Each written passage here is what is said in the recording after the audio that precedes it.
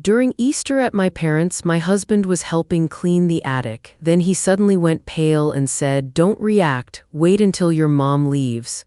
Then I saw what he had found. I didn't cry, I did this. 3 days later, my parents were calling their lawyer in a panic. My name's Quinn Hartley, I'm 32 years old. I've always been the family's supporting act, the quiet one content to live in the shadow of my older sister. My sister, Vanessa, is the star. She's a wellness guru with a brand that's all about living your most authentic life, and our parents, mom and dad, orbit her like she's the sun that gives them warmth. They call her ambitious, they call me reliable. After 3 decades of hearing it, I know what that really means. She's the investment, I'm the utility bill they pay without thinking. Every family gathering follows the same script. We eat, we make small talk, and then everyone turns their attention to Vanessa's latest success story, her newest retreat, her glowing feature in some online magazine. My life with my husband, Owen, is the quiet, stable counterpoint they nod at before turning back to the main event. This Easter is no different. We're at my parents' house, a place I grew up in, but that has never fully felt like mine. The air is thick with the smell of baked ham, roasted asparagus, and the unspoken weight of expectations. I'm helping clear the table when Owen, my husband, catches my eye from across the room and gives me a small, almost imperceptible nod. He sees it. He sees the role I play, the careful way I make myself smaller so Vanessa can shine brighter. He's the only one who does, and under the table his hand finds mine and squeezes. It's a silent conversation we've had 100 times, just a little longer. As Mom talks about Vanessa's upcoming keynote speech, she walks over to the mantelpiece. She does something I've seen her do 1,000 times. She reaches up and adjusts a slightly crooked gold-framed photo of Vanessa accepting some award. She straightens it until it's perfect, her fingers tracing the edge with pride.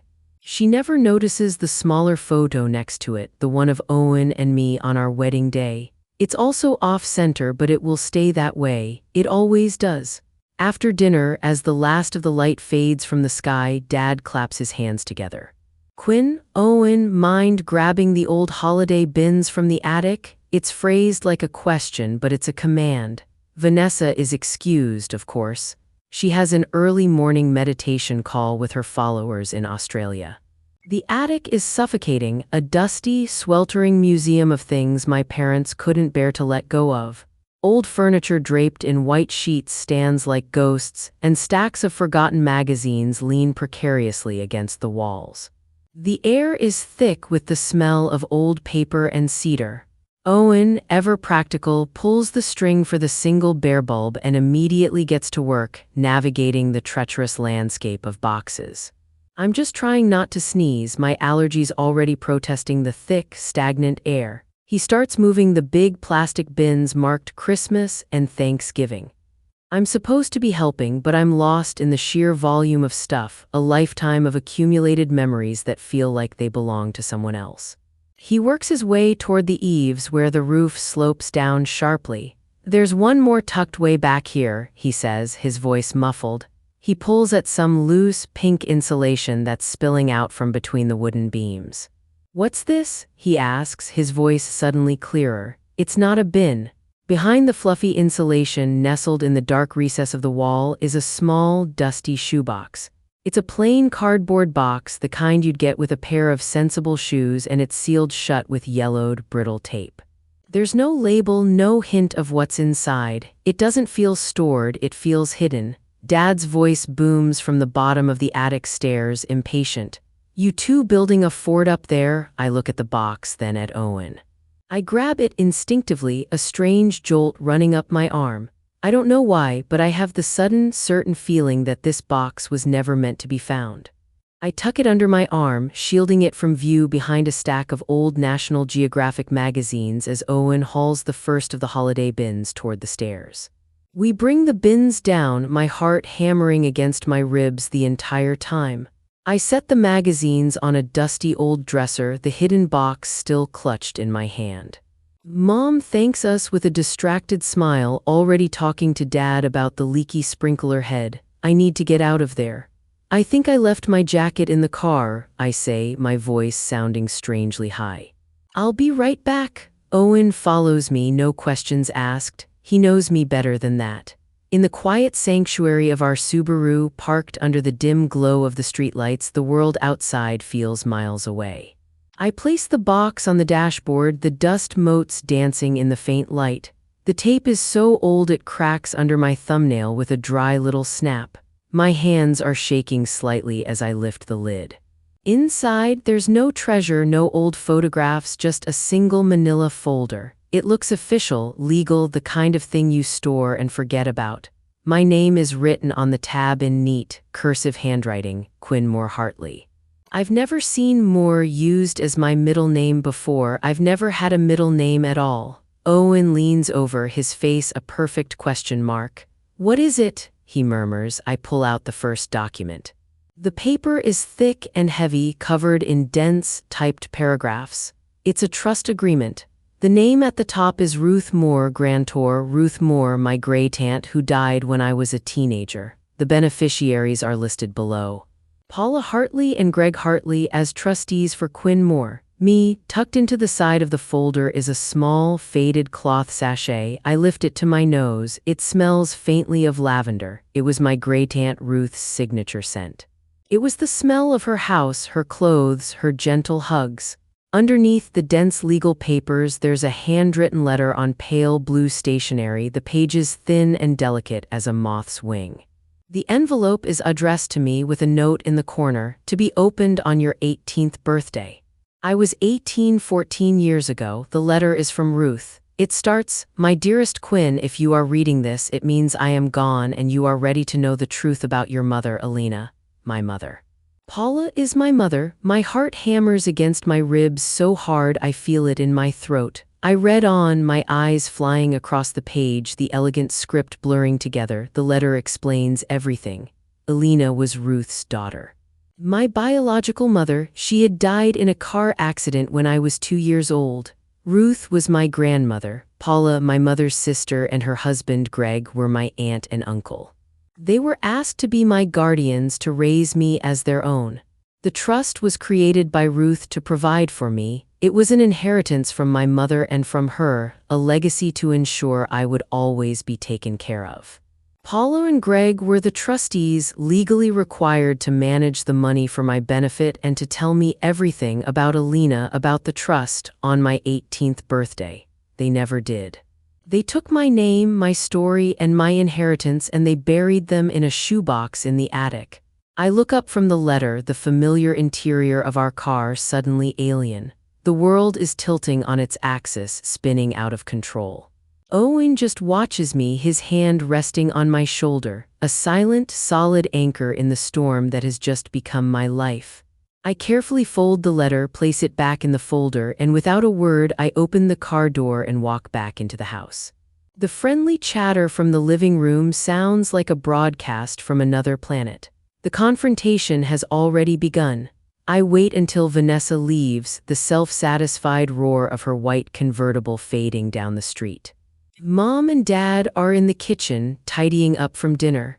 The clink of plates and the running water are the only sounds. I walk in and place the manila folder on the polished granite of the island. The sound it makes is small, just a soft slap of paper on stone, but it silences the room instantly. Mom is wiping the counter, her back to me. She freezes mid-wipe. Dad, sitting at the small kitchen table, lowers his newspaper. The air crackles with a tension so thick I can taste it. I was in the attic, I say. My voice is steady, a stranger's voice. It doesn't sound like me at all. Mom turns around slowly, her face a carefully constructed mask of pleasant confusion. "Looking for what, dear?" she asks, her tone light, as if I just asked where the sugar was. I don't answer, I just push the folder an inch closer to them. "Looking for this." Dad reaches for it first. He opens it, his eyes scanning the trust documents. I watch the color drain from his face, leaving it a pasty gray. He sees Ruth's letter, recognizes the pale blue stationery, and his hand falters. Mom snatches the letter from him. She reads the first line, and her perfect composure cracks like a dropped vase. Her eyes dart up to meet mine, and for the first time tonight, the confusion in her expression is real, laced with panic. "Where did you find this?" she demands, her voice sharp. "That's not the question," I say, the stranger's voice still in control. "The question is, who was Alina Moore?" The air goes thin and cold. They look at each other, a silent, frantic conversation passing between them in a single, panicked glance. They are trapped, and they know it. Dad clears his throat, the sound unnaturally loud in the silence. He tries to take control, his voice adopting the patient, reasonable tone he used when I was a child. "Quinn, it's complicated. We were protecting you." Protecting me? The words are so absurd they almost make me laugh. Protecting me from what? I ask, my voice like ice. "My own life, my own money, my own mother." Mom tries a different tactic, her voice becoming soft and wounded, her eyes welling with tears. "It's a performance I've seen 100 times, designed to make me feel guilty, to make me the aggressor. We raised you," she says, her voice trembling. "We loved you, we gave you a home. Doesn't that count for anything?" It's a classic move. Turn my pain into my betrayal, make me the ungrateful child for questioning their perfect narrative, but the stranger inside me isn't falling for it. "The trust," I say, cutting through her performance. "Where is the money?" A long, heavy silence stretches out, filling every corner of the kitchen. They can't look at me, they can't even look at each other. Finally, Dad sighs, a sound of pure defeat. "It was used," he mumbles, staring at the floral pattern on the tablecloth. "Over the years, for family expenses, for opportunities." The vagueness is infuriating. "For Vanessa's opportunities," I clarify, the words sharp and pointed. The image of Mom straightening the crooked photo on the mantel flashes in my mind, a perfect, bitter symbol of my entire life. He doesn't deny it. He just sinks a little lower in his chair. My first tactic, a direct, honest appeal to the people who raised me, has failed spectacularly. They've retreated into a fortress of excuses and emotional manipulation. I stand up, the legs of my chair scraping against the tile floor. This isn't over. I take the folder from the island and walk out of the kitchen, leaving them in a silence of their own making. Owen drives. I stare out the passenger window, the familiar streets of my hometown looking alien and strange, as if I'm seeing them for the first time. The tidy lawns and cozy houses feel like a movie set, a facade hiding unknowable secrets. He doesn't offer platitudes or advice. He doesn't tell me what to do or how to feel. He just drives, letting the silence be, and then he asks the only question that matters. "What's next?" The word comes out of my mouth before I've even consciously thought it. "A lawyer." It feels heavy and final, a line I can never uncross. The next day, I find myself in a small, tidy office on the 3rd floor of a brick building downtown. The air smells like coffee and old books. Jared Collins, an attorney whose name I found online, is in his late 40s with a calm, patient demeanor that I find immediately reassuring. He doesn't rush me. He just listens, his eyes focused on the documents I've laid out on his polished wooden desk. He reads everything from the trust agreement to the brittle pages of Ruth's letter. He reads the letter twice, his expression unreadable. When he finally looks up, his gaze is steady. "This is a breach of fiduciary duty," he says, his voice even. "A serious one." He explains it in simple terms, no confusing jargon. Paula and Greg were the managers of my money. Their one job was to act in my best interest and my best interest alone. Instead, they treated it like their own personal checking account. "What do you want to achieve, Quinn?" he asks, his voice gentle but direct. I think of the years I spent feeling like a second-class citizen in my own home. I think of the woman in the letter, my mother, Alina, whose memory was erased. I think of my grandmother, Ruth, whose final wishes were ignored. "I want what was mine," I say, the words feeling more true than anything I've ever said. "All of it." He nods slowly, a flicker of something, respect maybe in his eyes. "Then our first step is a formal demand for a full accounting. We ask for the records, all of them." Jared Collins drafts the official letter. It's polite, professional, and completely unyielding. It doesn't make accusations, it simply states the facts. A trust was created in my name. Paula and Greg Hartley were the trustees. As the beneficiary, I was now formally requesting a complete record of all transactions, every deposit, every withdrawal, every single penny from the day the trust was created until now. The letter is sent by certified mail, the kind someone has to sign for.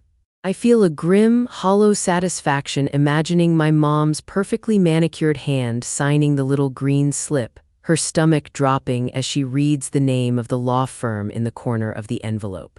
A week later, just as Jard predicted, my phone rings. The caller ID says home. My hand hesitates over the screen. My first instinct is to ignore it, but I know I can't. I answer, it's Mom.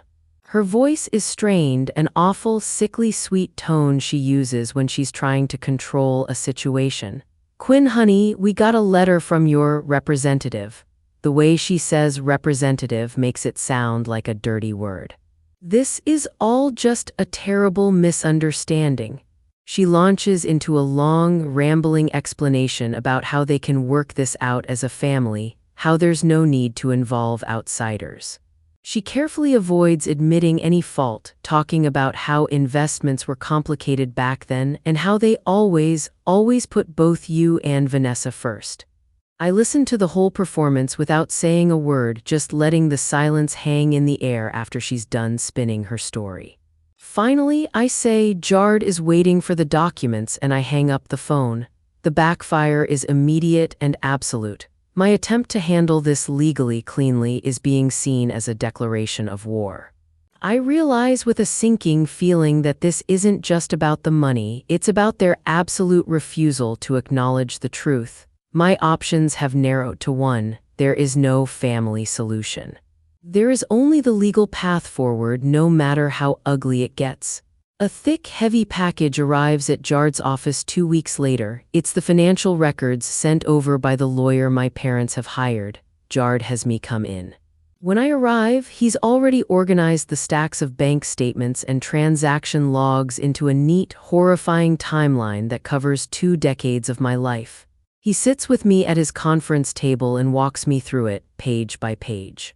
He doesn't soften the blow, he just presents the facts. The language of the statements is simple, but the meaning behind the numbers is brutal. There it is in black and white. $238,600 for Vanessa's elite private college tuition and a series of self-development programs in places like Bali and Switzerland. $320,000 as a seed investment to launch Vanessa's brand, Vibrational Wellness. The dates are what make my chest tighten until I can barely breathe. A withdrawal for $50,000 to fund Vanessa's initial brand launch happened during the week of my 21st birthday. I remember that birthday. I celebrated with a large pizza and a rented movie with Owen because I was trying to save money from my part-time job at the library. Then there are the smaller transfers, death by 1,000 cuts. Line items labeled family vacation Bahamas, new car Vanessa, home remodel kitchen. It's a relentless siphoning of my future, adding up to more than $100,000 in smaller expenses. Jard points to a recurring line item, a transfer made every November for 10 years. They used it to pay their property taxes, he says quietly. I feel sick to my stomach. It wasn't just for Vanessa's golden future. It was for them. My inheritance was their personal slush fund, used for everything from island getaways to their own household bills. Just when I think it can't get any worse, Jard pulls out a separate, thinner file. There's more, Quinn, he says gently. The trust also held property. My breath catches in my throat. He slides a document across the table. It's a deed, a small lakeside cottage in northern Michigan. It was purchased by Ruth Moore and placed directly into the trust for me. Stapled to the original deed, unearthed from the bank's dusty archives, is a scanned copy of a handwritten note from Ruth. The handwriting is the same as the letter. For my Quinn, a place to dream. I stare at the grainy, black and white picture of the cottage attached to the file. It's modest but beautiful, a simple cabin surrounded by tall pine trees with a small wooden dock stretching out into the calm water. I never knew it existed. I never knew I had a place to dream. Jard turns the page. It's a record of sale dated 16 years ago when I was 16, sold for $285,000. The proceeds were deposited directly into the trust account, and then, a week later, almost the entire amount was moved out. It was transferred into a new stock portfolio opened in my dad's name. A portfolio he managed himself, convinced he could beat the market. A separate statement shows the devastating result. He lost nearly half of it in a market downturn 2 years later, a loss he never recovered. This is a different kind of pain, sharper and deeper than the numbers. They didn't just steal my money, they stole a place. They stole a memory I never got to have, a gift from a grandmother who loved me. The stakes sharpen into a fine, sharp point. This is about more than money now, it's about reclamation. It's about taking back every last thing they stole. I'm still reeling from the discovery of the cottage when Owen shows me his phone. He's quiet, his face grim. "You need to see this," he says. It's an article on a major wellness blog, one of the biggest in the country. The headline is splashed across the top in a cheerful, flowing font. "How Vanessa Hartley Built Her Empire from Nothing." Beneath it is a glossy, professionally shot picture of Vanessa, my sister, smiling serenely at the camera, looking like the very picture of peace and self-made success. I take the phone and the words on the screen turn to ash in my mouth. I read her quotes, her voice, polished and confident, echoing in my head. "I bootstrapped this entire company with nothing but grit and my own savings from my waitressing job in college," she claims. "My parents were wonderfully supportive, of course, but I never took a dime from them. It was important for me to prove I could do it myself." Another quote leaps off the page, a perfect distillation of her brand and her lie. "Success isn't about handouts, it's about manifesting your own reality." She's not just lying, she's built her entire public identity on the back of a lie that was funded by my stolen inheritance. The public narrative she has so carefully crafted is the exact opposite of the truth documented in the bank statements sitting on Jard's desk. This makes the problem so much wider. It's not a private family matter anymore. She's actively monetizing the theft. When I show the article to Jard, his calm expression tightens, but then he nods slowly. "This gives us an opening," he says. "She's on the record, publicly claiming her business was self-funded. We can now argue that the business assets themselves are derived directly from your trust. We can go after the company." The path forward becomes painfully, brutally clear. The lawsuit is officially filed. The whole thing feels unreal, like I'm watching a movie about someone else's life.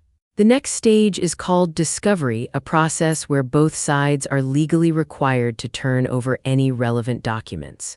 Their lawyer, a man whose name sounds as slippery as he is, immediately tries to stonewall. He argues that Vanessa's business communications are proprietary and confidential. Jard files a motion to compel, basically asking the judge to force their hand, and the judge agrees. Weeks later, another box of documents arrives at Jard's office. This time, it's not bank statements, it's emails, thousands of them. Jard calls me. "You need to see this." I sit in his quiet, sunlit office as we scroll through years of correspondence between Vanessa and our parents. Most of it is mundane chatter about holidays and dinner plans. But then we find it, an email from Vanessa to Mom dated 5 years ago, right around the time her brand was starting to take off. The subject line is simple: launch funding. My heart starts to pound. The email is short and to the point. "Mom, just confirming you're transferring the next $75K from Quinn's fund for the marketing push. The branding agency needs it by Friday. Thanks for front-loading my launch like we discussed. So excited." It's the first piece of hard proof, a smoking gun. It's undeniable. She didn't just passively accept the money, she asked for it. She knew exactly where it was coming from. The phrase "Quinn's fund" is right there in black and white, typed by her own fingers. There's no ambiguity, no room for excuses or misunderstandings. This wasn't a mistake. This was a conspiracy, and my sister was at the center of it. I walk out of Jard's office in a complete daze, the printed out email clutched in my hand. The paper feels both flimsy and incredibly heavy. Owen is waiting in the car and I slide into the passenger seat without a word. I just hand him the email. He reads it, his jaw tightening, and then he just shakes his head slowly, a muscle twitching in his cheek. He doesn't need to say anything. That night, sleep is impossible. I lie in bed staring at the ceiling, the words from the email burning in my mind. Quinn's fund. The casual, entitled way she wrote it, as if she were asking to borrow a sweater. At 2 in the morning, I can't take it anymore. I pick up my phone and dial her number. I know she'll be awake. She always boasts about being a night owl creative, doing her best work when the world is quiet. She answers on the third ring, her voice groggy and annoyed. "Quinn, is everything okay? It's the middle of the night." I don't waste time with pleasantries. "I saw the email, Vanessa," I say, my voice flat and empty of all emotion. The line goes completely silent. I can hear her breathing, a soft, sharp intake of air, then a long sigh. She doesn't even try to deny it. "Quinn, you don't understand the pressure I was under," she justifies it. "Mom and Dad offered. They said you wouldn't need it, that your life was simple, that you'd be fine with what you had." The word simple lands like a punch to the gut. "And you agreed with that?" I ask, my voice barely a whisper. "It was an investment in the family's future," she says, her voice gaining strength, shifting into the defensive. "My success benefits everyone, it lifts the whole family up." The last thread of any sisterly connection I might have been clinging to snaps. The bridge between us is gone and I am the one holding the match. "You're a thief and a liar," I say, my voice cold and clear, "and I'm going to prove it." I hang up before she can say another word. The next morning, my hands are steady. The hollow ache in my chest has been replaced by a cold, hard certainty. I call Jard. "I spoke to Vanessa," I tell him. "She knows we have the email." He's quiet for a moment. I can almost hear him processing the new strategic landscape. "Good," he says finally. "Now we move." He explains the next step, and it's an aggressive one. He's going to file an emergency motion for a temporary restraining order to freeze all of her business accounts. The legal argument is simple and powerful. Now that Vanessa knows we have irrefutable proof of her involvement, there's a serious risk she'll start moving money around, hiding assets in offshore accounts or transferring them to friends before a judgment can be made. We have to show the judge that her entire business, her entire vibrational wellness empire, was built almost entirely with my stolen money. The paper trail from the first set of documents proves it beyond a doubt. It's a big move. It will effectively shut down her company's operations, stop payments to vendors, and freeze her payroll. It will make this very messy and very public. "Are you sure, Quinn?" Jard asks, his voice serious. "There's no going back from this." I think of Vanessa's voice on the phone, calling my life simple as a justification for grand larceny. I think of the years I spent making myself small to make her feel big. "I'm sure," I say, my voice devoid of any hesitation. "Freeze it all." The motion is filed by noon. A hearing is set for the following week. A ticking clock has started. We have to prove our case quickly and decisively before the freeze causes so much damage to the business that a judge might be tempted to lift it. The news of the asset freeze travels through our small town with the speed of a wildfire. It starts with whispers and then turns into a roar. I get a text from an old friend from high school, someone I haven't spoken to in years. "Heard what you're doing to your family." That's cold. My aunt, my dad's sister, leaves a long, rambling voicemail, her voice dripping with disappointment and condescension. "Your parents gave you everything," she scolds. "I just can't believe you'd be so ungrateful after all they've done for you." People who have known me my whole life, who watched me grow up, are choosing sides, and they aren't choosing mine. They only see the carefully crafted narrative my parents and Vanessa have been spinning for years. Vanessa, the brilliant, hard-working success story. Quinn, the quiet, unambitious, and now, apparently, ungrateful sister. The social pressure is immense. At the grocery store, I see a family friend, a woman who used to babysit me, spot me in the produce aisle. Her eyes widen for a second before she quickly turns her cart and disappears down the aisle with the canned soups. This forces a pivot in my thinking. I started this fight for my past, for the inheritance I was owed. Now I realize I'm also fighting for my reputation and my truth in the present. And somewhere in that lonely realization, I stop caring what they think. My world has shrunk to Owen, Jard, and the cold, hard facts contained in the documents. It's a lonely place to be, but for the first time, it feels like solid ground. The asset freeze is granted by the court. Vanessa's company is paralyzed, her financial world brought to a standstill. In the strange, quiet calm before the next legal storm, I find myself rereading Ruth's letter for the 100th time, the paper growing soft and worn at the creases. One line stands out, a line I'd skimmed over before in the initial shock of discovery. Your mother's best friend, Tanya Blake, would have told you stories about her had she been allowed. The name is a breadcrumb, a tiny clue left for me 13 years too late. I search the name online. There are a few results, but one catches my eye, a Tanya Blake who owns and runs a small pottery studio in a town 2 counties over. The age seems right. I drive there alone, a nervous energy thrumming under my skin. The studio is in a converted barn on a quiet country road. It smells of wet clay, damp earth, and burning incense. A woman with kind, tired eyes and hands dusted with gray clay looks up from her potter's wheel as I enter. Can I help you? She asks, her voice warm. My own voice feels tight in my throat. Are you Tanya Blake? I ask. Did you know a woman named Alina Moore? Her hands stop moving. Her entire body goes still. Her face changes, a cascade of emotions flickering across it, sadness, surprise, and then a dawning recognition as she looks at me, really looks at me for the first time. My God, she whispers, her eyes widening. You have her eyes. The words hit me with the force of a physical blow. This is the truth that flips my entire world upside down again. I thought I was an unwanted Hartley daughter. I'm an orphaned Moore. Tanya wipes her hands on her apron and closes the studio for the rest of the day. We sit in a small, cluttered office in the back, drinking mugs of herbal tea, and for the first time in my life, someone tells me about my mother.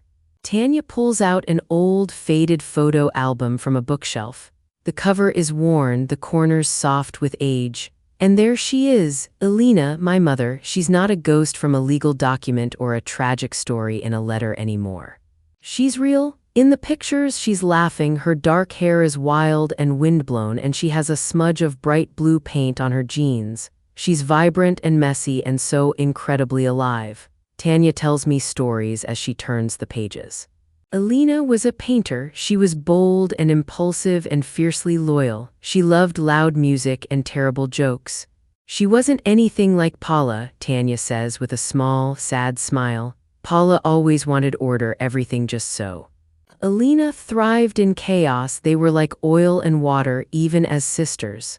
She tells me how much Alina loved me. She called you her little bird, Tanya says, her eyes distant with memory. She was just utterly devoted to you. Completely besotted. She turns to a page with a single, slightly faded photograph on it. It's Alina holding me as a toddler. I'm sitting on her lap on a checkered blanket spread out by a sparkling lake. She is looking down at me with an expression of such pure, unconditional love that it takes my breath away. That was taken at the cottage, Tanya says softly. Ruth bought it for Alina, a place for you two to get away from the city. Ruth always said it would be yours someday, a place for you to grow. The personal cost of my parents' deception becomes brutally clear. The family I thought I had was a lie, and the family I should have had, the one with this vibrant, loving woman and a cottage by a lake, was stolen from me. My fight is no longer just about the money. It's about honoring this woman, my mother. It's about taking back the life she wanted for me. I leave Tanya's studio with a photocopy of the picture of me and my mother. The original is too precious to risk. I tape the copy to the dashboard of my car. On the drive home, I keep glancing at it, at her face, at my own small face. I make an irreversible choice.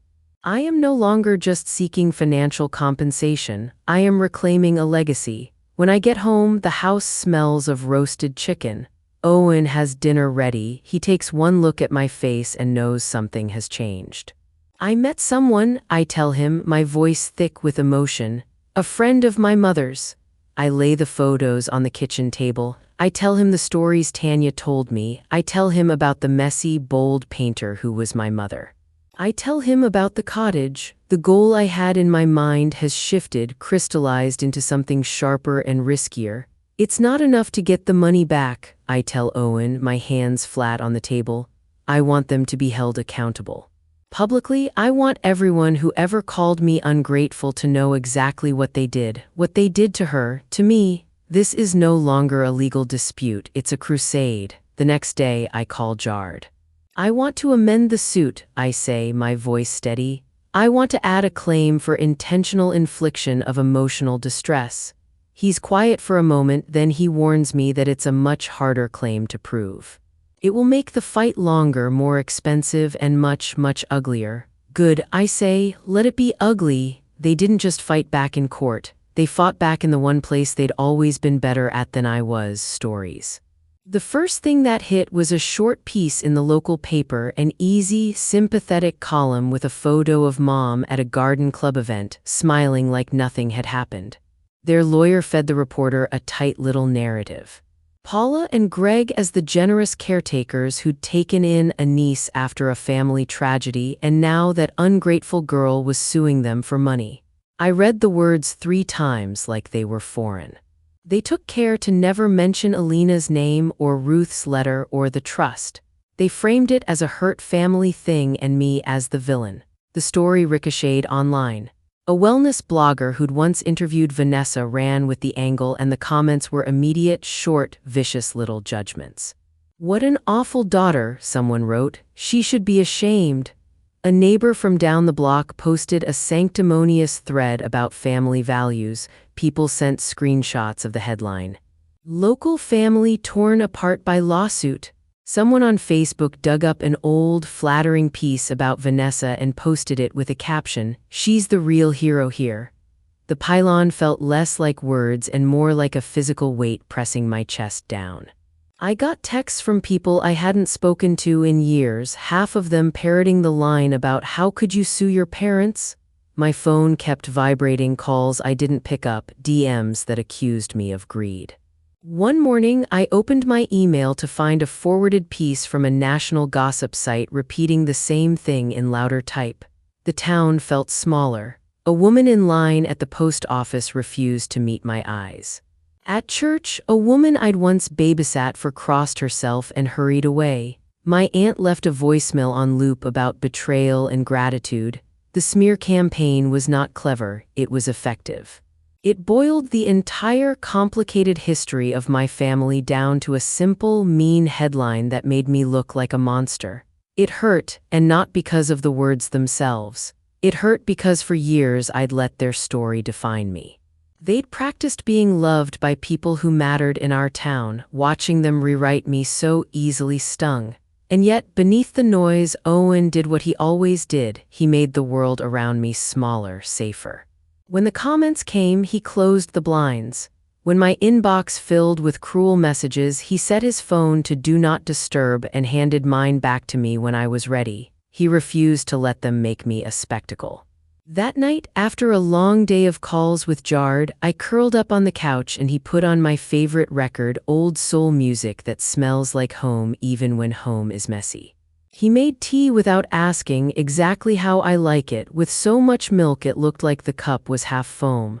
He cooked because I couldn't stomach the idea of finding ingredients and recipes. He cooked so the kitchen would smell familiar and tame. He sat beside me and let me hold his hand until my nails pressed into his skin and the tremor in my fingers slowed. He was quiet but present. When my mother's sister called with more lectures, he put the call on speaker and listened, then gently told me, "You don't have to answer that." He picked up groceries, walked them into the apartment, and put receipts in a neat little pile so I wouldn't have to. When I woke up in the middle of the night with panic tunneling through my chest, he was awake too, reading with the lamp low, and he slid his arm around me like a bracket until I could breathe again. Once, when the world felt particularly loud, he unplugged the router and said, as if it were the simplest thing, "Let's not let them live in your head tonight." He didn't try to fix the case with some grand gesture. He did the small, steady things, taking my jacket when I forgot it, making coffee when I was too tired to think, sitting through depositions day after day until my voice was hoarse. He shielded me from the social fallout, but also from the temptation to give up. When I asked, late one rainy evening, if maybe I should accept their offer and be done with it, he looked at me with a patience that stopped my breath. "What's theirs is yours," he said simply. "You have to decide if you want to live with that truth in your pocket or if you want to take it back." I knew then he wouldn't sway me toward revenge or mercy, he would only let me choose. Their counteroffer arrived like a taunt. It came written on fancy letterhead and it was short. $150,000 if I signed a non-disclosure agreement and issued a public apology to Vanessa and Mom and Dad for the emotional distress my suit had caused. The number was the same exact amount Mom had once suggested in a whisper when they thought I hadn't found anything. The condition, no talking, no truth, and apology, was the real sting. It was an attempt to buy my silence, to buy back their perfect image with a fraction of what they'd taken. Jard called it what it was, a power move. "They think a quick payoff and a staged forgiveness will make this go away," he said. "They want to avoid the trial because the truth will come out." He warned me that accepting would mean my name and Ruth's and Alina's stories would be buried again. He also warned that the trial would be ugly, public testimony, witnesses, more leaks, more gossip. I pictured Vanessa's blog posts and retreat flyers, the glossy, self-help rhetoric that had been built with my money. I pictured Ruth's handwriting and the little lavender sachet. I thought of Tanya's square, paint-stained hands and the photo of my mother laughing by the lake. There was no way I could sign an apology that would never be true, so we rejected the offer. Jard told their lawyer we'd see them in court. A trial date was set for 6 weeks out. 6 weeks felt both long and impossibly short. The calendar on my kitchen wall suddenly acquired a new kind of terror: boxes for depositions, a day to meet Tanya to prepare her testimony, days to sit with Jard and comb through documents until the edges of the papers blurred. I found myself walking through old rooms in my head, making lists of questions I'd been saving for years. I tried on the idea of standing in a courtroom and speaking in a voice I hadn't used since I was a child who had to ask permission to speak. I bought a plain navy dress and sat with it on the bed, imagining how different it would feel to be seen as someone with agency rather than as a footnote in someone else's life. Then, with only a week left before trial prep really ramped up, the judge ordered a final round of discovery.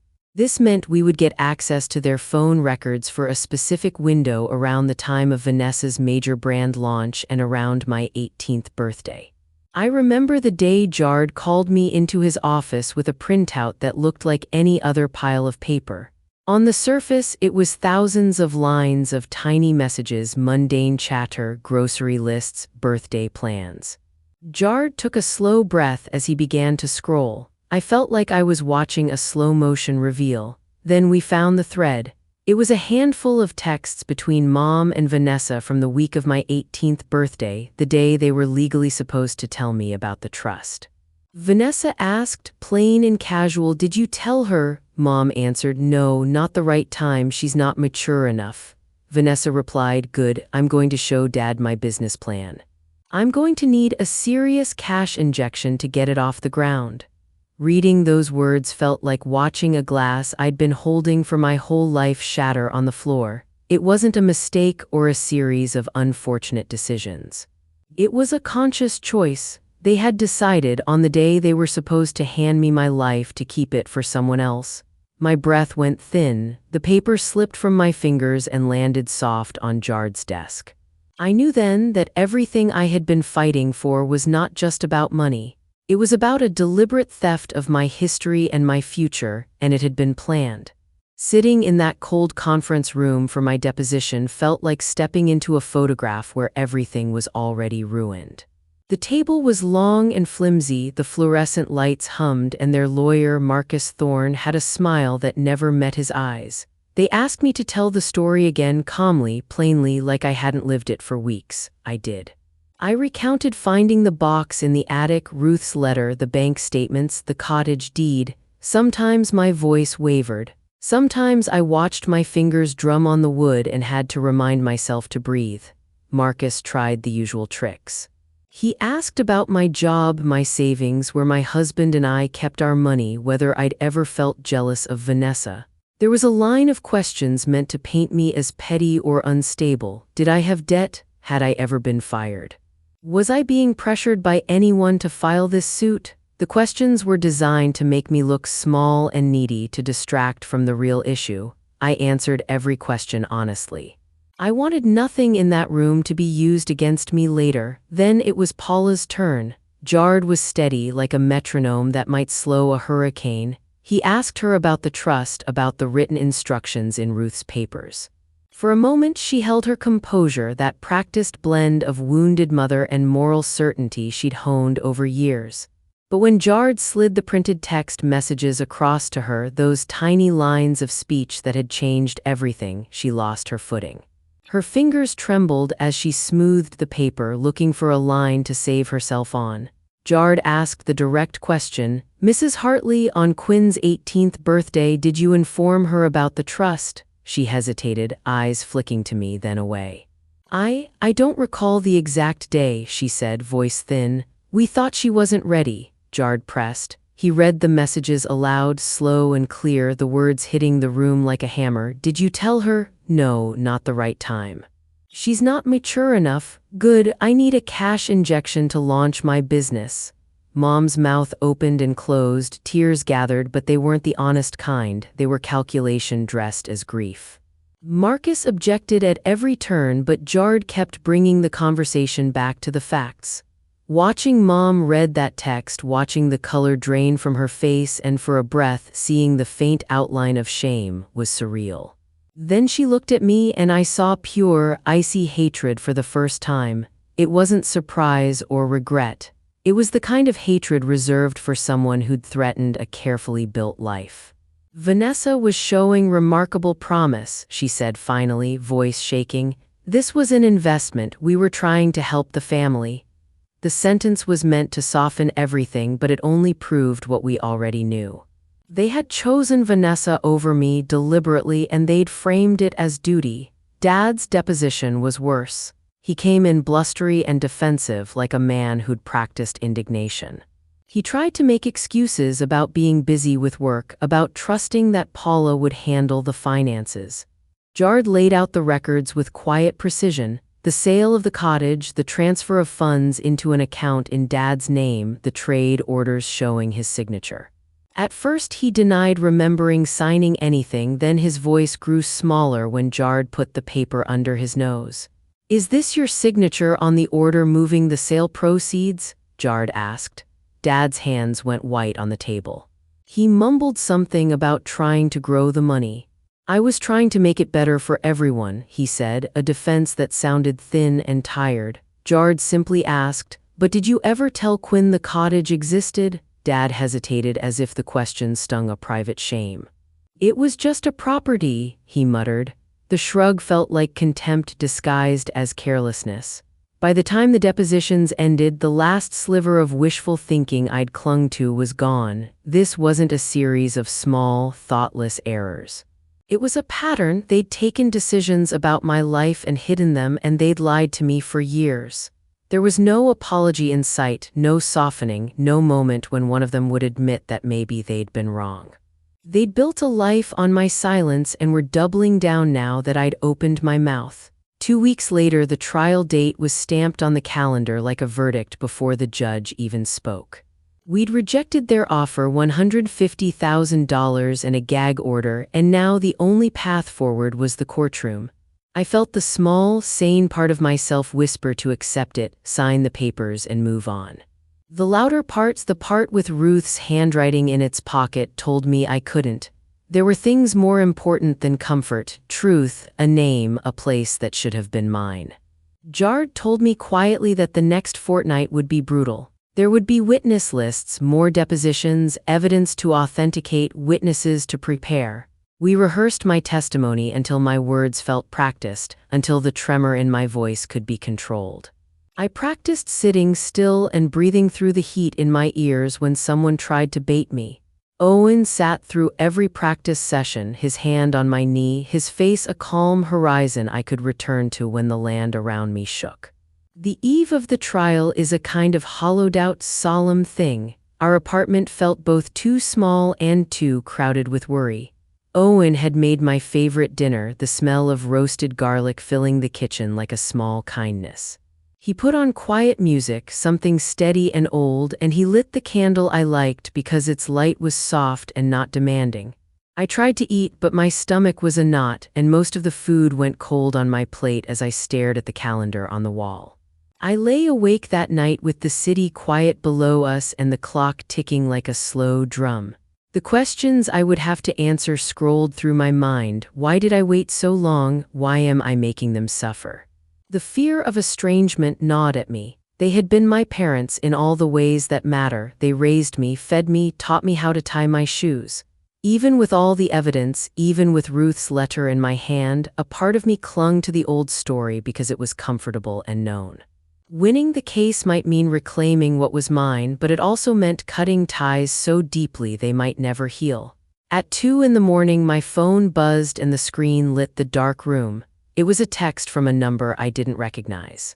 "Drop this now," it read. "You have no idea the personal ruin you will cause. Think about your father's health. Think about your mother's reputation. Is money really worth all this?" No signature, no pretense. The message landed like a threat shaped to look like concern. For a fractured second, I felt it dread, the familiar tug of guilt that had been trained in me since I was a child. The idea that I might be the cause of Dad's heart trouble, that I might be the one who broke the family, was a pressure that almost made me hand everything back. It was a calculated strike at my softest spot. The desire not to be someone who destroys people I love, but the words smelled of manipulation. They were an attempt to weaponize my compassion. I held the phone, the light leaving pale lines across my palm, and I felt that old fear try to pull me under. Owen slid out of bed and came to sit beside me without a word. He read the message and folded the phone into his palm like it was a piece of trash. "They'll try anything," he murmured. "That's all that is." He put his arms around me and held me like a wall. "You aren't their puppet, you're a person with a life they stole." His voice was small but steady. In that moment, his certainty did more than any argument jarred could make. It steadied the part of me that wanted to run back to safety. I went downstairs to the little shelf where I kept Ruth's letter, the manila folder stained at the creases from being read so many times. I pulled out the pale blue stationery and the photograph Tanya had given me, the one of Alina holding me on that blanket by the lake. The paper smelled faintly of cedar and lavender, the scent of a house I'd never lived in but suddenly felt more like home than the tidy living room where Mom had always curated the family image. I sat at the kitchen table with that photograph before me and breathed until the panic subsided. The woman in the picture looked at me with total devotion, and for the first time in a long time I saw myself not as someone other people had chosen but as someone with roots. I made a promise then, soft and private, to the tiny girl in the photograph, the one in pigtails and a stained dress who had been loved fiercely by a mother who wasn't allowed to keep her. I promised that I would not let them erase Alina or Ruth, and I promised the little girl that I would take back what was meant for her. It wasn't a vow for vengeance so much as a vow to justice and memory. I would take whatever steps were necessary, not out of spite, but out of fidelity to the people who had loved me and whose wishes had been ignored. The fear didn't vanish. It never does. But it shrank, tucked into a corner where it couldn't steer me away from the path I'd chosen. I folded the letter, slid the photograph back into its sleeve, and felt a quiet, cold clarity settle over me like armor. The courtroom smelled like old paper, lemon polish, and the faint, metallic tang of the public water fountain. Rows of worn wooden benches faced a raised bench where Judge Alan Pierce sat with a stack of papers and a face that looked carved from stone. There was no jury, just him, which somehow made everything feel more intimate and more final. My parents and Vanessa sat across from me at the defense table. Vanessa looked immaculate as always. Cream suit, flawless hair, the serene smile she used for cameras.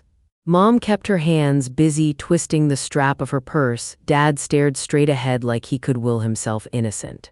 Owen sat in the front row behind me like a warm anchor. He'd slipped his hand into mine before we walked in and didn't let go. Jard arranged his files on the table with the careful rhythm of someone who'd done this before.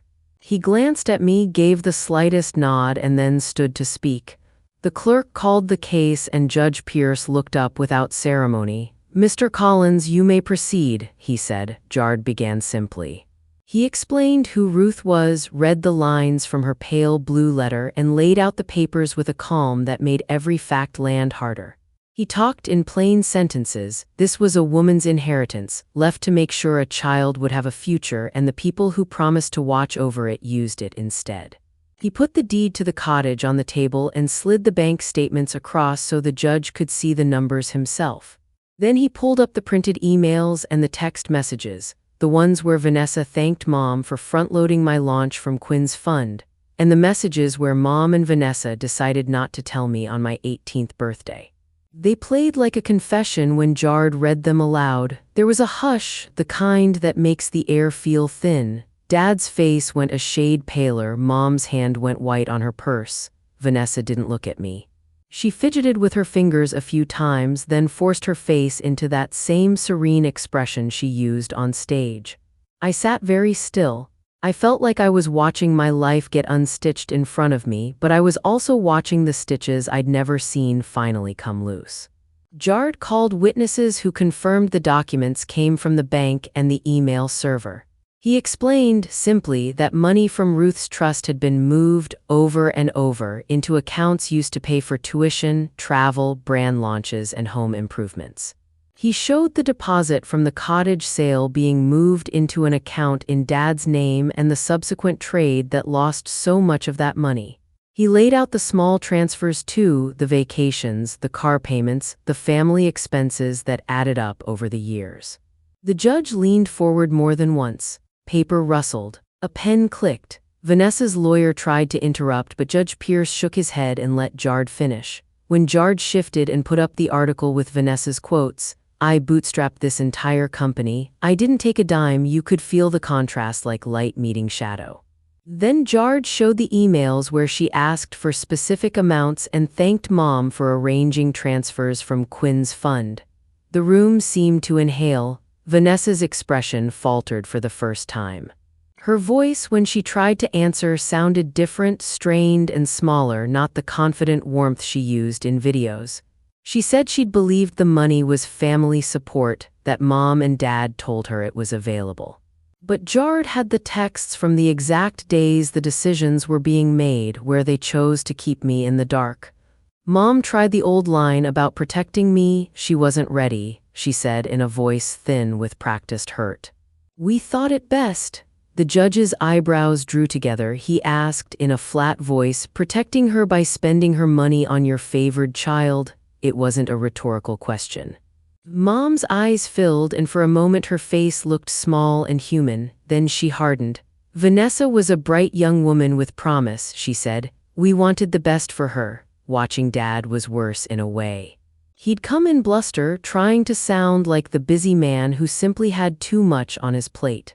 But when Jard put the trade orders under his nose and asked him if that was his signature moving the cottage sale proceeds, his jaw tightened and he stammered. "I thought I was investing," he mumbled. "I was trying to," the sentence trailed off. It sounded thin. He kept trying to make it sound like an honest mistake, like a man who'd made bad bets, not someone who'd knowingly taken what belonged to a child. The judge listened to everything with that same steady, impatient look he had when someone tried to argue with plain facts. Jard was methodical, no flourish, no theatrics, just evidence arranged so simply it couldn't be denied. He connected the dots. The trust was supposed to be mine, the property and the money were meant for me, the transfers and emails showed they used the money for someone else, and they made a choice not to tell me at the moment the law said they had to. The judge's pen made little white noises against his notepad as he followed along. I felt a taut band of something inside me, relief, fear, triumph, all wound together. When the judge finally spoke, he did it in a voice that filled the room without shouting. A trustee's job is to protect what belongs to someone else, not to treat it as their own, he said. His eyes moved slowly across the defense table and settled on Mom and Dad. This trust was set up for a child who lost her mother early. The purpose was to provide a future. Instead, the money and the property were used for the trustees and a favored beneficiary's benefit. That is a betrayal of the most basic promise. He turned to Vanessa. And you, Miss Hartley, built a public profile claiming you earned everything by yourself while accepting funds you now deny. You built a brand of authenticity on a foundation that, according to the evidence here, was not solely your own work. He didn't use the word I wanted to shout thief, but he didn't have to. Judge Pierce's ruling felt like thunder in a still room. He ordered full repayment of the misused funds plus interest to make up for the time the money was out of my hands. He ordered that Vanessa's company be dissolved and its assets liquidated and turned over to me to cover part of the judgment. He also said Mom and Dad would be personally responsible for whatever remained unpaid. The language was plain and heavy: give it back, break down what was built on my money, and hold the people who broke the trust accountable. When the gavel fell, it was not a victory dance. It felt like the end of a long, bone-tiring fight. Mom made a sound that could have been a sob. Vanessa sat frozen, like someone who'd been told their whole life was altered by something they could not control. Dad looked older, his shoulders collapsing as if the ruling had leaned on him and broken him slightly. I expected fireworks, some triumphal moment of joy. Instead, there was a strange, quiet emptiness. I felt the relief, yes, like a hand taken off a rope tied too tight, but underneath was a deep, slow ache. This was not a fix. It was a reckoning. We filed out of court into an afternoon that felt brighter than it had any right to. Owen met me on the steps and put his arms around me. I didn't sob or shout. I simply let myself lean into him until my knees stopped shaking. I reached into my pocket and took out the lavender sachet from Ruth. I pressed it to my nose. The scent was small and private, the kind of thing that doesn't fix anything but tells you who you are. For the first time in a long while, it didn't smell like sadness. It smelled like a small peace. Mom and Dad came out behind us, and for a second our eyes met. There was no remorse in hers, only a thin, practiced indignation. Vanessa's face was blank, like a photograph that had been left in the sun too long. They left the courthouse in a little clump, moving together, taking the path that would lead away from the community they'd curated for years. I watched them go with a quiet astonishment.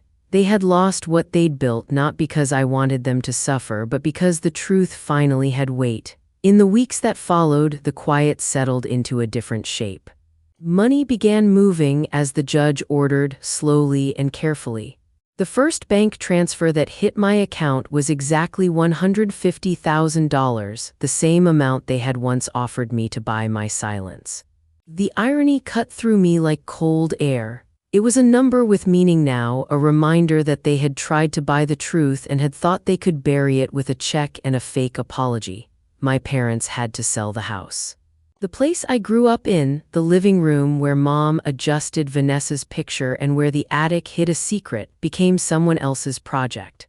They moved to a small condo a state over, their names taken off the neighborhood email lists, their faces no longer on the board at the garden club. Vanessa's brand disappeared in fits and starts. Her website went dark, her coaches and designers removed their tags. Her social media fell quiet like a room where the music had been turned off. She retreated from the public eye and for a while from everyone who'd once praised her. There were no reconciliation calls, no offers to talk, no slow, awkward dinners where apologies might be practiced and made public. Just a silence so complete it sometimes felt like applause that had stopped mid-clap. People who'd sent the cruel messages stopped or at least moved on. The town breathed differently. The gossip had been replaced by a quieter, uncomfortable knowledge that the Hartleys' mom and dad and Vanessa had a story now that didn't match the one they'd told. I won and I lost. I had my name returned in a way that wasn't just paper. I got back money and with it, a chance to find a small corner of life that belonged to me. But the cost was visible in the empty places, the absence of family dinners, the quiet at holidays, the knowledge that some relationships would never be repaired. I met Tanya for coffee most weeks. We talked about Alina and about the cottage I never had. Her presence and Ruth's letter tucked in my drawer became the quiet scaffolding of a life I was starting to build on my own terms. The silence after the storm felt heavy and strange, but it was also mine. For the first time, being alone didn't mean being small. It meant having room to choose. We didn't buy a big house or a new car. After the last payment cleared and the judge's orders were done, Owen and I packed a small bag and drove north until the highway thinned into 2 lanes and the air smelled like pine. We rented a little cottage on a lake that looked like the one in Ruth's photo: weathered wood, a crooked porch railing, a tiny dock stretching into water that held the sky like a mirror. Standing on that porch with a key in my hand felt strange and right, like finally stepping into a room someone had always promised me. The cottage was plain but honest. The floors creaked in friendly places. The kitchen had a window over the sink that caught the late light and turned it gold. At night, the lake made soft sounds against the shore, and the radio on the small table played old songs that Alina might have liked. Owen chopped wood for the little stove while I set Ruth's letter and the photo Tanya gave me on the nightstand. I didn't need to read them again, they were proof and prayer both. I kept the lavender sachet in my pocket and breathed it in when the nights felt long. We walked the dock at sunset, watching the water go dark and then coat itself in stars. I thought of the cottage that should have been mine, the one my grandmother bought, and I felt both grief and a curious calm. This rental wasn't the one Ruth left me, but it was the start of something I chose for myself. I didn't want revenge to be a shout. I wanted it to be quiet and true. On that porch with Owen's arm around me and the lake below, I could finally hear my own footsteps. If this story stirred something in you, anger, relief, or the memory of a truth you had to fight for, share it in the comments. Your voice matters. If you want more stories of people reclaiming what was stolen, subscribe and stay with us.